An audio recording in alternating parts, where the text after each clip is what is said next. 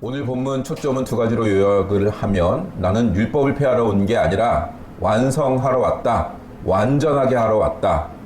또 두 번째는 너희 의가 서기관과 바리새인보다 더 낫지 못하면 안 된다. 이렇게 두 가지로 압축할 수 있습니다. 먼저 우리가 생각을 해봐야 되는 것은 예수님은 메시아로 오셨는데 왜 예수님은 율법을 폐하는 자라는 의심과 오해를 받았는가 하는 것입니다. 지난 시간에 살펴본 바와 같이 예수님께서는 세리 마태의 집에 앉았을 때 바리새인들의 공격을 받았습니다. 왜 너희 선생은 죄인들하고 먹고 마시느냐? 왜 죄인들하고 어울리느냐?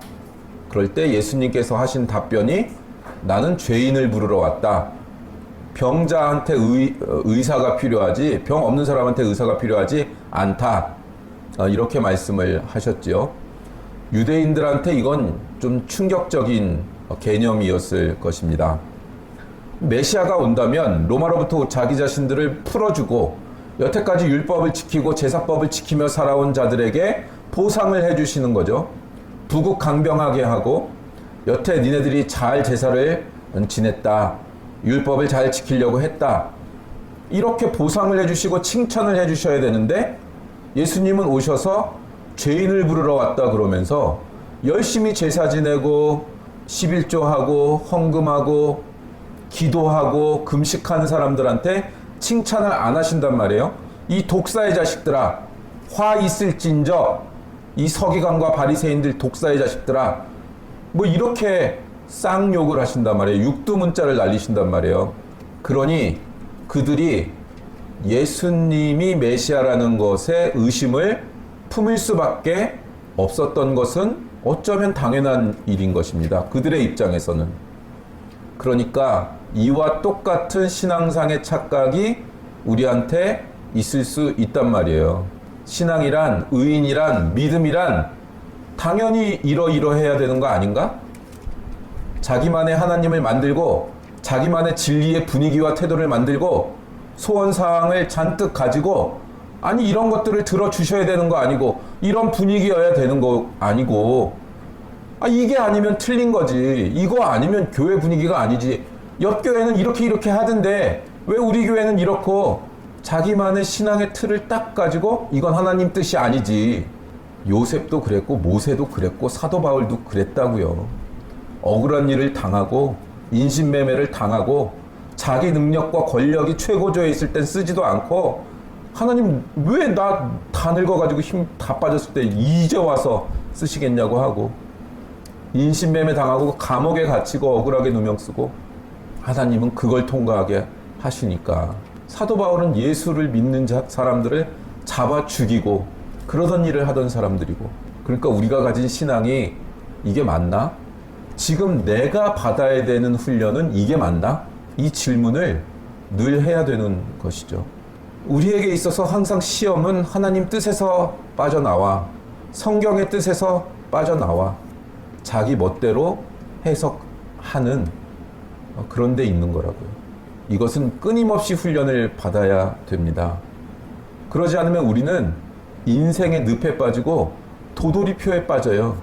미로에 빠져서 잘못된 길로 계속 가는데 잘못된 길로 가는 것을 빨리 표시하고 이 길은 왔었는데 잘못된 길이었으니까 다른 길로 가자 이래야 되는데 잘못된 길 또 가고 그러다 광야에서 죽는다고요.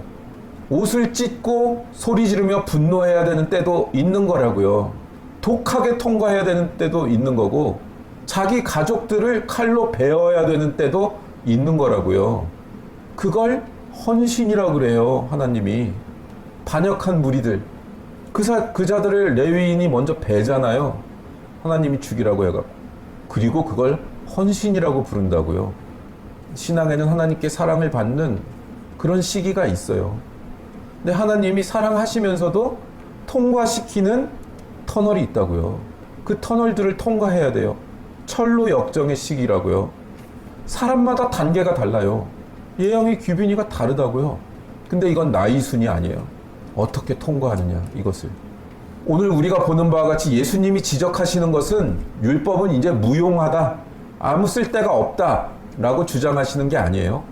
율법을 제대로 지키지 않고 오해하고 있다고 지적하시는 거예요. 자기 자신의 신앙을 치장하는 것으로 난 교회 오빠야. 난 교회 다녀. 그래서 나는 선해. 이렇게 자기를 치장하는 게 아니고 율법 자체를 공격하는 게 아니었다고요, 예수님은.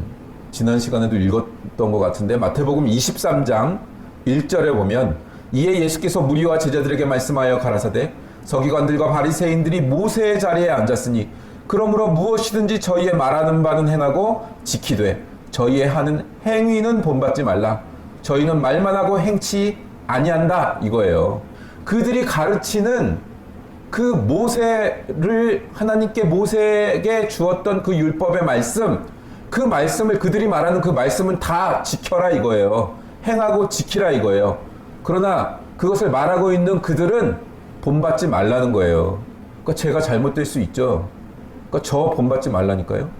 하나님 말씀 보고 하나님 말씀을 행하세요. 그러면 여러분들의 인생이 복된 인생이 되는 거예요.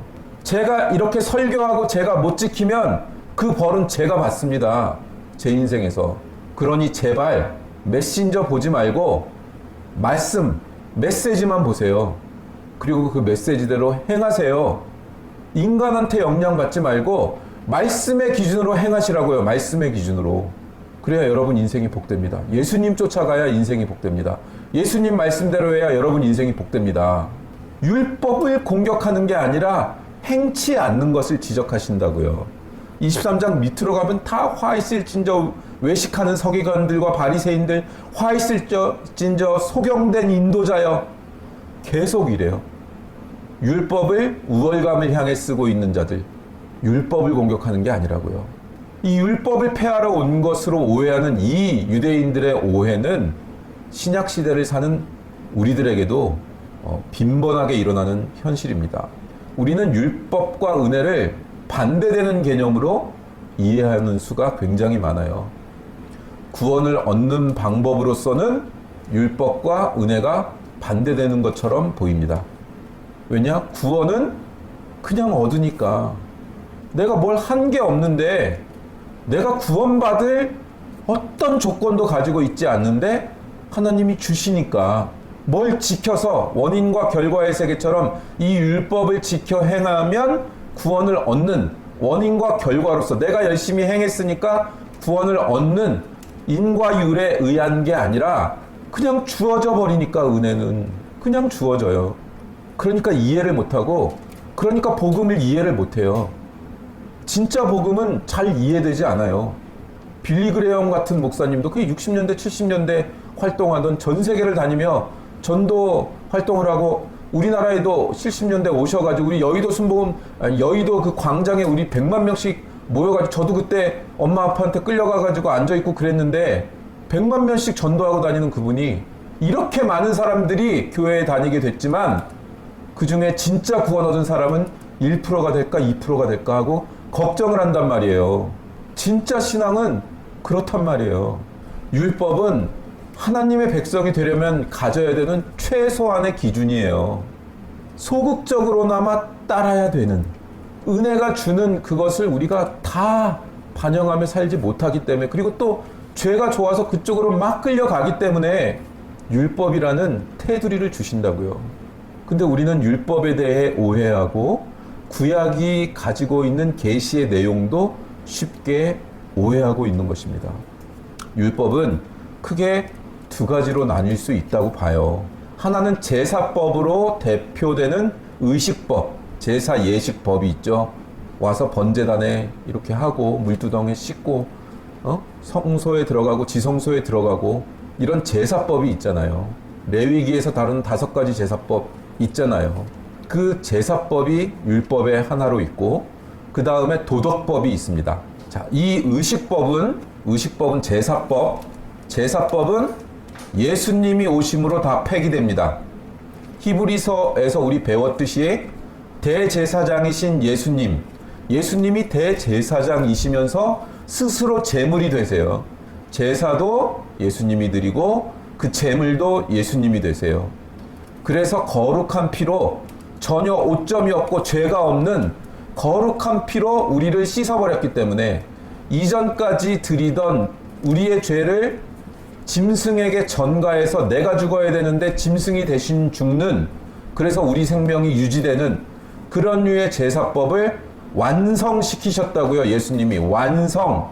그래서 그 실체가 와버리셨기 때문에 흠이 많고 짐승의 피잖아. 인간의 피도 아니고. 스스로 대가를 치러야 되는데 그럴 수가 없으니까, 하나님이 우리를 사랑하셔서 우리를 죽일 수 없으니까 짐승이 대신 죽는, 그것도 결함이 있는 짐승이 죽는 것으로 드려졌던 제사법을 완성시켜 버리세요. 본체가 오셔서. 그래서 그 제사법은 쓸모 없어졌고 완성돼서 폐기되는 거예요. 예수님을 믿음으로 그 제사법은 완전히 우리 가운데서 이루어집니다. 규빈이 예영이도 예수님을 믿고 예수님이 규빈이 예영이 10년 가운데 계시면 그 예수님을 모시고 예배를 드리면, 그럼 그토록 짐승을 잡아 죽이고 내장을 갈라야 되고 피를 발라야 되고 뭐 이런 것들이 다 필요 없고 예수님이 심령에 계시면 그 제사가 완성이 됐다고요. 그래서 이 사제계급, 목사라는 사제계급이 없어도 여러분은 하나님 앞에 지성소 안에 직접 들어갈 수 있어요. 지성소 안에 본인이 스스로 예배드리고 기도하며 모든 그림자들은, 모형들은 사라지는 겁니다. 내용이 아니라 형태가 사라진다고요. 내용은 예수님이 다 이루셨으니까. 그러나 율법 중에 도덕법, 이 도덕법은 하나님의 백성이라면 당연히 마땅히 가져야 되는 인격과 성품과 그 내용으로서의 어떤 그 조건들을 말하는 것이어서 그것은 이루어져야 됩니다. 우리가 행해야 됩니다. 신약 시대에도 이것들은 우리 삶을 통하여 완성돼야 되는 것입니다. 그 구속력을 가지는 거예요. 그래서 예수님께서는 오늘의 본문에 보는 바와 같이 율법을 폐하러 온 것이 아니라 완성하러, 완전케 하러 왔다, 이런 말씀을 하시게 되는 것입니다. 바로 이 문제, 이 율법을 폐하러 오신 것이냐? 라고 묻는 이 질문과 나는 이 율법을 폐하러 온 것이 아니라 완전케 하러 왔다라는 이 대답 사이의 갈등이 어느 시대, 어느 성도들에게나 사실은 일어나고 있는 갈등 중 대표적인 것입니다. 당시 유대인들 중에 서기관과 바리새인들로 대표됐던 율법을 들어 본인 치장하기에 바쁘고 하나님을 따르고 본받고 그 내용으로 추적하지 않았던 그 오류는 신약 시대에 얼마든지 가능한 신앙상의 잘못된 방식과 생각이 될 수 있습니다. 이 도덕법의 핵심은, 그 내용은 뭘로 요약이 되냐? 하나님을 사랑하고 내 이웃을 내 몸같이 사랑하라. 모든 율법에 기록된 도덕법을 한마디로 요약하면 이렇게 되는 것입니다. 지금도 유효한 거죠. 하나님을 사랑하고 그 사랑을 받은 자는 이웃을 사랑하게 되어 있다. 그것으로, 이웃을 사랑하는 것으로 자신의 신앙을 실증해야 된다. 이렇게 되는 것입니다.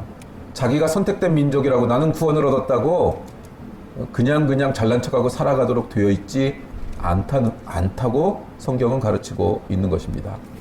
자기 자신이 신앙인이라고 스스로를 속이고 있을 수 있다라는 것을 항상 기억해야 됩니다. 우리가 신앙이 좋다라고 할 때는 어때요? 어떤 모습이 떠올라요? 기도 많이 하고, 찬송 많이 하고, 성경 많이 읽고, 전도 많이 하고, 헌금 많이 하고. 근데 그게 신앙의 본질이 아니래요. 그건 하나님을 사랑하면 저절로 하고 싶어요. 예배를 드리고 싶고, 찬송을 하고 싶고, 헌금을 드리고 싶다고, 하나님을 위하여 살고 싶다고, 제일 먼저 헌금을 드리고 싶다고, 저절로. 왜냐? 인간이 살아가는 인생의 대부분은 돈으로 이루어져요. 근데 자기가 할 수 있는 거, 돈으로 할 수 있는 거, 그거보다 교회를 통하여 하나님의 뜻이 이루어지는 게 더 좋단 말이에요. 더 좋단 말이에요. 하나님의 뜻이 이루어지는 게 더 좋단 말이에요. 헌금도 그렇게 해야 되는 거예요. 내 재물이 있는 곳에 네 마음이 있다예요.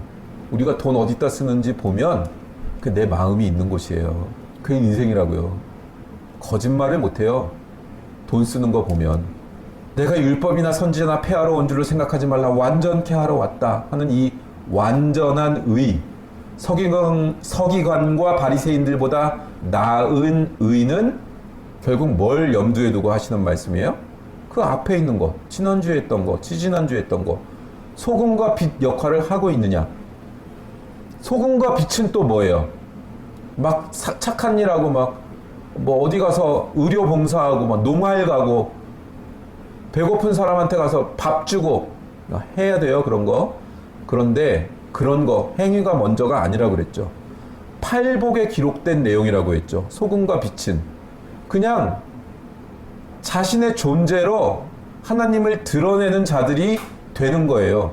심령의 문제, 삶을 살아가는 태도의 문제, 그 행위의 문제라고요. 심령이 먼저 돼서 자연스럽게 나오는 그 삶이라고요. 자기 위치를 팔복처럼 확인하는 거라고요. 하나님 저를 불쌍히 여겨주시지 않으면 저는 살 수가 없는 존재입니다. 라는 그 위치에서 이웃을 똑같이 바라보는 관점, 그거라고요. 우리는 누구를 심판할 수 없고 우리 모두 다 긍휼을 필요로 하는 사람이라는 것을 아는 가난한 자리, 낮아진 자리, 하나님 앞에 은혜와 긍휼을 구할 수밖에 없는 처지를 정말 확인하는 데서부터 시작되는 깊은 영혼의 깨우침, 그게 의래요. 그게 팔복이래요. 그러니까 우월감을 증명하는 식으로 신앙 행위가 나타날 수가 없대요. 십자가를 통과한 자는 심령이 가난해질 수밖에 없고, 자기가 뭐 겸손을 떠는 게 아니에요. 겸손 마려운 사람들이 아니고 그럴 수밖에 없어요. 하나님 앞에 서면 낮아질 수밖에 없고, 이건 지식이 아니고 철학이 아니고 세속적인 것이 아닌 고상한 것도 아니고 형이상학도 아니고, 그래서 뭔가 셀럽이 되고 뭐 세련되게 차려입고 십자가 목걸이 하나 걸고 있는 패션도 아니고, 권력이 되거나 힘을 갖거나 하는 것으로 나오는 것이 아닌, 힘을 가져서 나오는 것이 아닌 인격을 통한, 삶을 통한 영향력으로 나오는 것이라고요. 이 훈련받고 영향력이 나오는 게 쉬운 게 아니잖아요. 우리는 그 영향력이 없으니까. 우리는 아직 안 되는 거지. 우리는 진짜 신앙인들은 아닌 거죠. 아직 우리는. 우리가 기쁨, 신앙을 갖고 예수님을 믿게 되면 기쁨이 와요. 그런데 기쁨 전에 오는 게 있어요.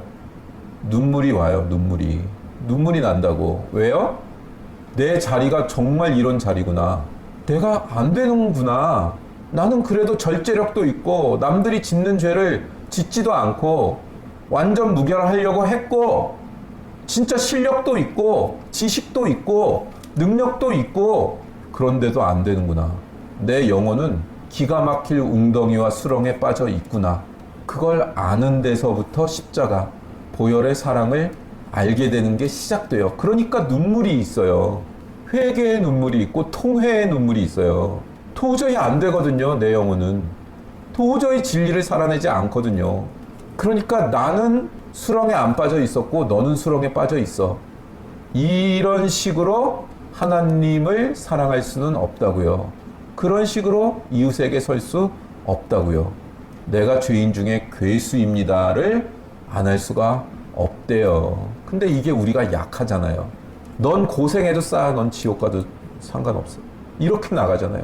좀 전에 불렀던 찬송가 나 같은 죄인 살리신 존 뉴턴인가 그렇잖아요. 이 사람이 노예선 선장이었어요. 인신매매하고 노예 잡아 팔아먹고 잔인하게 죽이고 팔아먹고 하던 사람이라고요.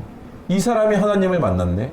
하나님을 만나고 나서 이해가 안 되는 거야. 어떻게 그 시대 가운데 가장 독한 범죄자가 있으면 자기인데 잔혹하게 노예들, 흑인들을 정말 잔혹하게 대했고 팔아먹었고, 자기가 알아. 자기가 어떤 죄인인 줄.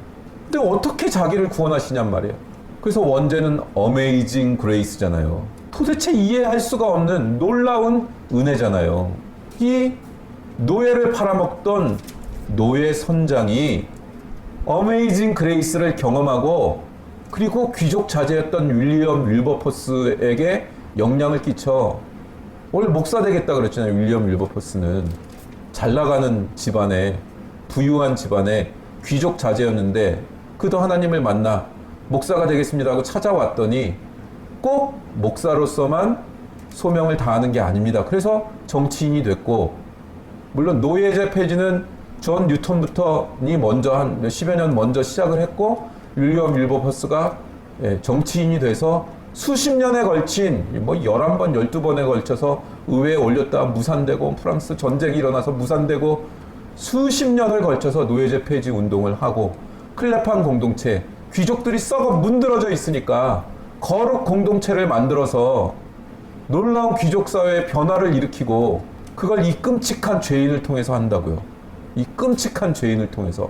그게 하나님의 역사라고요. 이 어메이징 그레이스를 경험하지 못하면 진짜 신앙인이 못 된단 말이에요. 생명을 걸고 신앙생활 하는 거, 내 인생의 그 어떤 것도 하나님보다 앞서지 못한다. 그 신앙을 못 갖는단 말이에요. 신앙생활 10년 하고 이 살아있는 복음을 유지하는 사람 몇 사람 될 것 같아요. 다 생활의 염려, 생활상의 문제, 거기에 빠져버린다고요. 우선순위 다 바꿔버린다고요. 그리고 미로 속에 빠져요. 근데 이 가사를 썼어요, 존 뉴턴이. 거기 써있잖아요, 제이 뉴턴이라고. 305장에. 근데 우리가 어느 정도 수준까지 가는지 아세요? 인간이? 고르반이라고 장례의 유전, 장로의 유전이 있어요.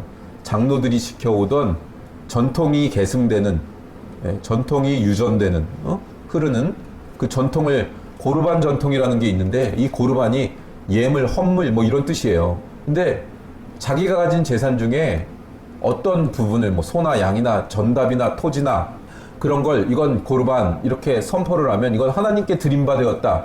그래가지고 하나님께 드림바 되었으니까 인간의 것으로 못 쓰는 게 있어요. 그게 전통이 있다고, 고르반. 그러니까 사람들이 어떻게 하냐면 부모가 늙으면 봉양을 해야 되잖아. 노동력이 없으니까 부모는 이제 농사를 못 짓잖아. 이 시대가 뭐 IT 기기가 있었던 시대도 아니고, 서비스를 뭐 동사무소에서 주민센터에서 노인들을 위한 복지가 있는 세대도 아니고, 부모를 봉양을 해야 되잖아. 근데 부모한테 재산을 주고 뭔가 부모를 섬기고 하는 걸 하기가 싫으니까 고르반이라고 선포를 해버려요. 근데 고르반이라고 선포를 하면 인간 부모한테 안 줘도 되거든. 이건 건들 수 없는 재산이 되거든. 그래서 부모를 봉양을 안 해요. 근데 이게 문제는 강제 규정이 아니야. 아주 일부만 고르반 하나님께 바치고 나머지는 자기가 썼다고. 그런 식으로 하나님의 뜻을, 그 내용을 왜곡하여 자기가 원하는 대로, 진짜 하나님께 예물 드리지도 않아요. 필요와 쓸모에 의해서 한다고, 인간은. 그걸 두려워하지 않아요. 학원 넣는 거는 굉장히 힘들죠. 근데 하나님 앞에 나오는 거 넣는 거 아무렇지도 않죠. 이 세상을 만드신 분 앞에 나와서 예배 드리는 건데. 그 두려움이 없잖아요. 하나님 뭐 우리 용서하고 껴안아 주시지만, 우리가 신앙을 가졌다면 먼저 뭐가 되어야 되는지는 알아야 된다고. 먼저 당연히 하나님의 백성이라면 해야 되는 것들, 그 내용들, 그 심령이 변화돼서 해야 되는 것들, 그런 건 안 하고 기도했다, 전도했다, 헌금했다로 나가는 거라고. 그런 건 화 있을진저 속에 속하게 되니까 우리가 얼마나 싸워야 되냐고요. 우리는 일상에서. 이게 쉬운 게 아니잖아요. 정말 쉬운 게 아니잖아요. 여러분, 하나님의 백성된 자들, 귀신을 쫓아내라, 방언을 해라, 병을 고쳐라, 예언을 해라, 이렇게 안 나와요. 하나님이. 에베소서 우리 많이 했던 에베소서 4장 24절 이해합니다. 하나님을 따라 의와 진리의 거룩함으로 지으심을 받은 새 사람을 입으라. 그런즉 거짓을 버리고 각각 그 이웃과 더불어 참된 것을 말하라. 이는 우리가 서로 지체가 됨이라. 분을 내어도 죄를 짓지 말며 해가 지도록 분을 품지 말고 마귀에게 틈을 주지 말라. 도둑질하는 자는 다시 도둑질하지 말고 돌이켜 가난한 자에게 구제할 수 있도록 자기 손으로 수고하여 선한 일을 하라. 무릇 더러운 말은 너희 입 밖에 내지 말고 오직 덕을 세우는 데 소용되는 대로 선한 말을 하여 듣는 자들에게 은혜를 끼치게 하라. 하나님의 성령을 근심하게 하지 말라. 그 안에서 너희가 구원의 날까지 인치심을 받았느니라. 너희는 모든 악독과 노함과 분냄과 떠드는 것과 비방하는 것을 모든 악의와 함께 버리고 서로 친절하게 하며 불쌍히 여기며 서로 용서하기를 하나님이 그리스도 안에서 너희를 용서하신 것 같이 하라. 여기 어디에 초월적이고 신비한 게 있어요? 다 일반적인 책임이에요. 유치원에서 배우는 것들이잖아요. 예수를 믿었다고 해서, 예수님 믿었다고 해서 이게 자동으로 생기는 게 아닙니다. 노력하고 애써야 되는 것들만 기록이 돼 있잖아요. 연습하고 훈련해야 되는 것들이잖아요. 근데 이걸 안 하고 기도하고 성경 보고 전도한다는 거야, 나는. 책임을 다 메꿔버려요. 자기가 진짜 해야 되는 거는 안 하고. 그렇지가 않다고요. 너희 의가 서기관과 바리새인보다 더 낫지 않으면 결단코 천국에 들어가지 못한다예요. 겉으로 치장하는 것 같고 안 된대요. 자신이 율법의 진정한 내용으로 자기 자신이 포맷이 돼야 된대요. 자기의 기본 본 바닥이 무의식까지 바뀌어져야 된대요. 그게 의래요. 그게 하나님이 원하는 의래요. 하나님을 사랑하게 되면 이웃을 이렇게 대하게 된대요. 이 긍휼과 자비의 자리에 서는 사람이 된대요. 근데 우리는 자꾸 명분을 갖고 어떤 무브먼트, 운동을 일으키려고 그래요. 운동의 이 무브먼트가 위험한 이유가 뭐냐면 휩쓸려 가게 만들기 때문이에요. 생각할 틈이 없게 만들어버려요. 착한 일하고 봉사하니까 칭찬받고 박수받고, 근데 진짜 해야 되는 건 자존심 꺾는 자리고, 상대방 요구에 귀를 기울이는 거고, 내 욕심과 내 성격을 바꾸는 거고, 그걸 연습해야 된대요. 이게 어떻게 하루아침에 되겠어요? 그러니까 사람이 갑자기 변하면 죽는다. 그게 뭐예요? 평생에 걸쳐 이거 하는 거예요. 평생에 걸쳐. 그리고 철들면 죽을 때가 되는 거예요, 우리는. 그 정도로 어려워요. 그래서 우리는 무브먼트, 이 어려운 거, 자존심 꺾는 건 못하겠으니까 운동에 속해서 때우려고 그러는 거라고요. 근데 하나님이 요구하시는 건 그게 아니래요. 그래서 하나님을 위한 비전이 어떻습니다? 이거에 속지 마세요. 미래에 어떻게 되겠습니다? 현실에 지금 해야 되는 것들을 하지 않으려고 자꾸 미래로 옮겨 놓는다니까요. 미래 얘기를 하면서 현재의 책임을 외면하기 위해서 미래를 들먹거리는 거라고요. 그건 잘못된 것들입니다. 물론 특별한 은사를 받는 케이스들이 있습니다. 특별한 은사를 받아 특별한 사역과 사명을 가진 케이스들은 그게 매일의 삶을 드러내는 모델이 되지 않습니다. 그렇게 부름받은 사람들 있죠. 빌리 그레이엄 목사같이 막 전 세계를 다니면서 수백만 명씩 전도하는 사람들 있지요. 근데 그게 우리가 부름받은 건 아니잖아요. 저는 물론 약간의 사명자이죠, 목사니까. 근데 여러분은 그렇게 부름받은 거 아니잖아요. 매일 받아야 되는 훈련, 매일 지켜야 되고, 매일 자기 자신을 포매팅하는 훈련을 게을리하면 어느 순간 우리는 떠밀려가 있을 겁니다. 자기가 어디서 미끄러졌는지도 확인하지 못하는 데까지 가 있을 거예요. 우리 매일매일 스스로를 점검하고 하나님의 백성으로 살아가고, 그리고 세월이 흐른 만큼 이 신앙의 연륜이 쌓이고 내력이 쌓이고 공력이 쌓여서 발전되었는가 하는 것을 물어보시고 점검하시고 묵상하시고 새롭게 일어서고 새롭게 쌓아가는 귀한 신자의 삶을 살게 되시기를 주님의 이름으로 축원합니다. 네, 말씀